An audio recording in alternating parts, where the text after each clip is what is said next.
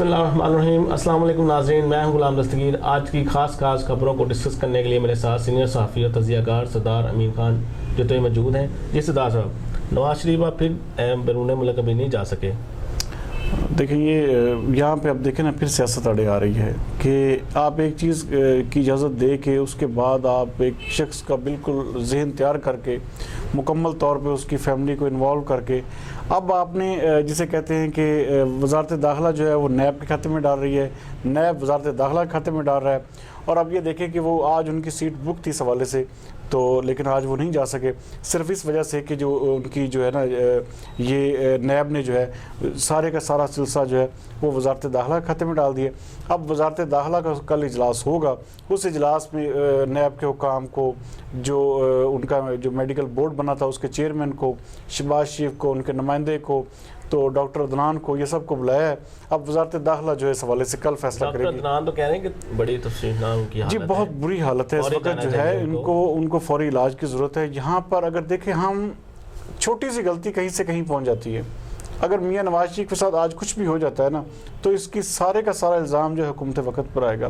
तो हुकूमत को चाहिए इस हवाले से अपना जो है वो जान छुड़ा के अपना काम करें और उनको जाने दें, ताकि जो है उनकी सेहत के हवाले से जो है जो खदशात हैं जो तशवीश लाहक है पूरी पार्टी को या पूरे उनके जो फॉलोअर्स हैं उनको, तो उस हवाले से ताकि उस सिलसिले से बचा जा सके। नवाज शरीफ का नाम निकालने के लिए PTI भी तकसीम है ना उनकी। बिल्कुल हाँ, देखें उनके अंदर तो जारी बात है कि वाज़ेह तकसीम है। उनके वज़रा जैसे फवाद चौधरी ने बयान दिया और भी मुख्तलिफ वज़रा जो हैं इस हवाले से, गुलाम सरवर है वो भी कह रहे हैं। तो उनका कहना है कि भाई नहीं जाना चाहिए, किसी को कोई कह रहा है कि जाने देना चाहिए। तो ये है कि अब गुलाम जो उनके गवर्नर सरवर हैं उन्होंने अपना आज बयान दिया है कि कल तक जो है उनको इजाज़त मिल जाएगी, उनका नाम ECL से निकाल दिया जाएगा।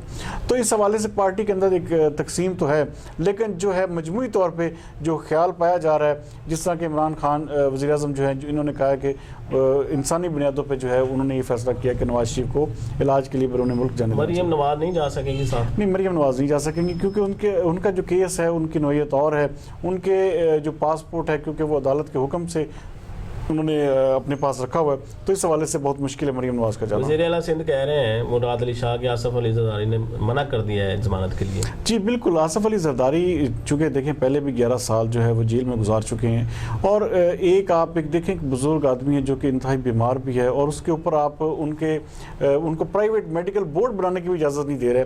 तो यहाँ पर आके जो है ना वो चीज़ें जो हैं वो बिल्कुल टकराती हैं आपस में, कि जहाँ पर नवाज शरीफ को आपने इतनी सहूलियात दी सेहत की, तो वहाँ पर आसिफ अली जरदारी का भी उतना ही हक बनता है जितना कि नवाज शरीफ का। आसिफ अली जरदारी भी इस मुल्क के साबका सदर रह चुके हैं, एक पार्टी के को चेयरमैन हैं, तो इस पार्टी को वो हेड कर रहे हैं। तो इस हवाले से पीपल्स पार्टी के जो कारकुनान हैं उनमें एक तशवीश की लहर पाई जाती है कि आसिफ अली जरदारी की जो सेहत है उस हवाले से जो है सही मैयज़ नहीं लिया जा रहा है। तो आसिफ अली जरदारी भी इस बात पे आ गए कि अब मैं ज़मानत नहीं लूँगा, मेरे पहले केस साबित करें। तो यहाँ पर भी जो है जिसे कहते हैं कि कल कलां को आप देखिएगा, इस हवाले से हुकूमत को ही जो है इसके हवाले से सामना करना पड़ेगा इन चीज़ों का। तो हमें सोचना चाहिए, किसी की सेहत पर भी सियासत नहीं करनी चाहिए। इस्लामाबाद में आज़ादी मार्च जारी है, तो अगला लाएहमल क्या होगा उनका? देखें उनका तो देखें अब वो आज उन्होंने बाकायदा इस हवाले से मीटिंग कॉल की कि प्लान बी पर हम अमल करेंगे, हम किसी भी कीमत पर जब तक हमारे मुतालबात तस्लीम नहीं होते हम यहाँ से नहीं उठेंगे। सबसे बड़ी चीज़ जो है मौलाना फजलुर रहमान का फोकस एक ही चीज़ पे है कि उनका इस्तीफ़ा या नए इलेक्शन का ऐलान। अब उसके हवाले से अगला प्लान या अगला लाहेमल क्या इख्तियार करते हैं, इस वक्त ये सीधी सी बात है कि पाकिस्तान पीपल्स पार्टी और मुस्लिम लीग नून ने उनका बाकायदा तौर पर साथ छोड़ दिया है, और अब वो अपनी जो है वो दोनों पार्टियां जो अपनी अपनी परेशानियों या अपनी अपनी चीज़ों में गिर चुके हैं। तो मौलाना फजलुर रहमान को जो अकेले इस सारा जो है वज़न है अपने कंधों पर अकेले लेके चलना है, तो अब देखें वो क्या फ़ैसला करते हैं।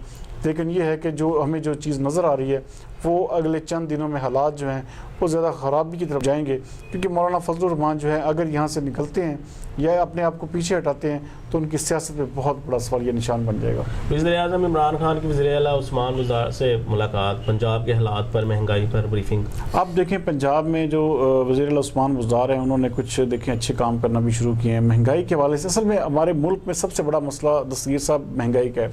महंगाई जो है आए रोज़ जो है वो शहरियों को, हमारे जो आम जो गरीब लोग हैं हर चीज़ खाने पीने की अशिया उनकी पहुंच से दूर होती जा रही है स्पेशली। और वही देखिए, अब उन्होंने एक नया जो है ना हुक्म जारी किया, जैसे कि मैं आपसे परसों में डिस्कस कर रहा था कि उन्होंने बाकायदा तौर पे हर मंडी में एक किसान डिस्प्ले सेंटर कायम कर दिया जिसमें किसान बराह रास्त अपनी अजनास बेच सके। एक तो उससे किसान को बराह रास्त फ़ायदा होगा, दूसरे नंबर पे जो आवाम है, जो आम जो लोग खरीदार हैं, उनको भी इस हवाले से फ़ायदा होगा। महंगाई जो है कंट्रोल होगी, जो आपको 100 रुपये की चीज़ है वो आपको 50, 60, 70 रुपये में मिलेगी। तो इससे काफ़ी हद तक जो है महंगाई को कंट्रोल मिलेगा। आज की जो मीटिंग थी वज़ीर आला पंजाब और इमरान खान वज़ीर आज़म पाकिस्तान की, वो सिर्फ इसी चीज़ के ऊपर फोकस थी कि कीमतों को कंट्रोल किया जाए।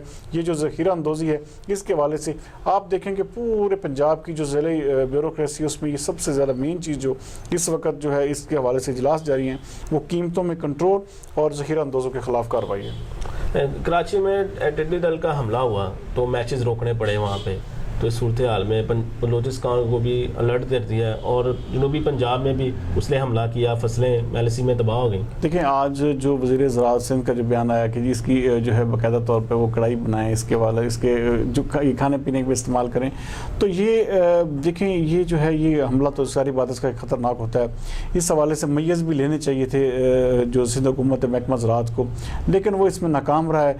और जहाँ तक ये बात है कि इसकी जो है वो डिशें बना के खाएँ, वो कराची के लोगों को कुछ भी नहीं ये कहती, तो ये एक देखें, इससे आप देखें पूरा आज मैच रुक गया, तो ये एक बहुत बड़ी डिस्टर्बेंस है। तो उनके मुताबिक आज जो है वो ये यहाँ से रवाना हो जाएगी, बलूचिस्तान की तरफ रुख कर जाएगी। तो हमें जो है ना वो इसके हवाले से मैयज़ भी लेने चाहिए, ना कि देखें महकमा ज़राअत सिंध जो है इस हवाले से कोई भी किरदार अदा नहीं कर रहा। आप अंदरून सिंध की देखें, फसलें उठा के देखें, हमने ऐसी ऐसी रिपोर्ट्स देखी हैं जिससे सैकड़ों एकड़ जो ज़मीन है जहाँ पर फसल बाकायदा तौर पर तैयार हो चुकी थी, उसको टिड्डी दल ने जो है ना बिल्कुल उसका सफाया कर दिया है। और वज़ीर ज़राअत सिंध जो है वो बयान दे रहे हैं कि अब इसकी डिशें खाएँ। तो ये एक सबसे बड़ी जो है ना बेहिसी की सबसे बड़ी मिसाल है। और ख़ास तौर पे आप देखेंगे इसके वाले से MQM या दूसरी जमातें क्या कह रही हैं कि ये बयान इंतहाई मज़ाक़ा खेज़ है और ये एक जिसे वो गरीब काश्तकार जो अंदरून सिंध में जिनका नुकसान हुआ है उनके ज़ख्मों पर नमक छिड़कने के मुताबिक है। पर्थ में टेस्ट मैच जो प्रैक्टिस शुरू हुआ है पाकिस्तान ऑस्ट्रेलिया के, पाकिस्तान ने अच्छी बैटिंग की, पहले दिन ओवर 300 रन बनाए, 3 आउट हुए, बाबर की सेंचुरी। देखिए, वही बात कि बाबर आजम जो है एक बहुत बेहतरीन प्लेयर है, उसको एक कप्तान बना के एक्सप्लॉइट किया जा रहा है। अब जब भी आप देखेंगे, आप जब भी इनकी देखें हिस्ट्री उठा के देखेंगे, प्रैक्टिस में बड़ी अच्छी कारकर्दगी दिखाएंगे और उसमें जो है अपनी जगह पक्की करेंगे।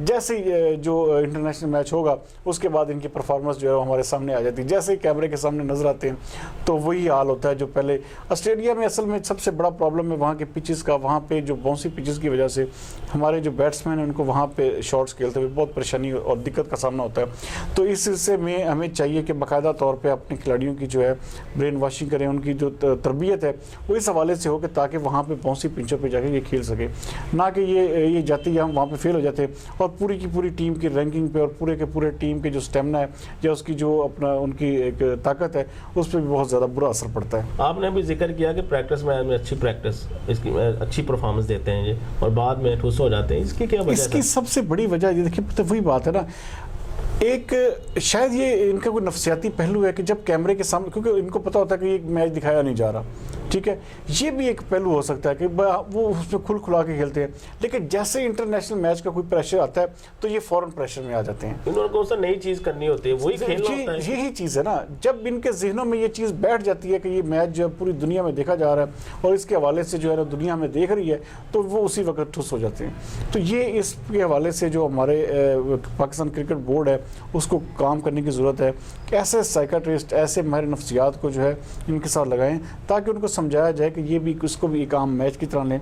ये ना इंटरनेशनल मैच का प्रेशर जो है ना अपने जहन में मत डालें, ये सिर्फ और सिर्फ इंटरनेशनल मैचेस का प्रेशर है और कोई वजह नहीं है। नाज़रीन, ये थी आज की खास खबरें जो हमने डिस्कस की। अपना और अपने गिर्द के लोगों का ख्याल रखिएगा। कल तक के लिए इजाज़त। खुदा हाफिज़। पाकिस्तान जिंदाबाद। कितने मिनट का